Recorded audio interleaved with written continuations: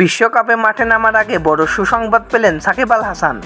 বিশ্বকাপের আগ মুহূর্তে টি-20 অলরাউন্ডার র্যাঙ্কিংয়ে আবারও শীর্ষস্থানে ফিরে পেয়েছেন সাকিব আল হাসান। ওয়ানিন্দু হাসারাঙ্গার কাছে হারানো জায়গা ফিরে পেলেন এই অলরাউন্ডার। টেস্ট ও ওয়ানডের পর টি-20 অলরাউন্ডার র্যাঙ্কিংয়ে গেল সপ্তাহে শীর্ষস্থান খুইয়েছিলেন তিনি। তবে সাম্রাজ্য পুনরুদ্ধারে বেশি সময় লাগলো না টাইগার এই অলরাউন্ডারের। গত সপ্তাহে সাকিবকে পেছনে ফেলে এককভাবে টি-20 শীর্ষ অলরাউন্ডার হন ওয়ানিন্দু হাসারাঙ্গা। দক্ষিণ আফ্রিকার বিপক্ষে বিশ্বকাপে নিজেদের প্রথম ম্যাচে ব্যর্থতার পর 2-এ নেমে গেছেন তিনি। আর কোনো ম্যাচে না খেলেই নিজের জায়গা বুঝে পেয়েছেন সাকিব। 223 রেটিং পয়েন্ট নিয়ে শীর্ষস্থানে আছেন সাকিব। মাত্র 1 পয়েন্ট কম অর্থাৎ 222 রেটিং পয়েন্ট নিয়ে 2-এ নেমে গেছেন হাসারাঙ্গা। 3-এ থাকা আফগান অলরাউন্ডার মোহাম্মদ নাবির নামের পাশে আছে 212 রেটিং পয়েন্ট। এছাড়া 210 রেটিং পয়েন্ট নিয়ে চতুর্থ স্থানে আছেন জিম্বাবুয়ের সিকান্দার রাজা। চলমান টি-20 বিশ্বকাপে শুরুটা ভালো হয়নি শ্রীলঙ্কার।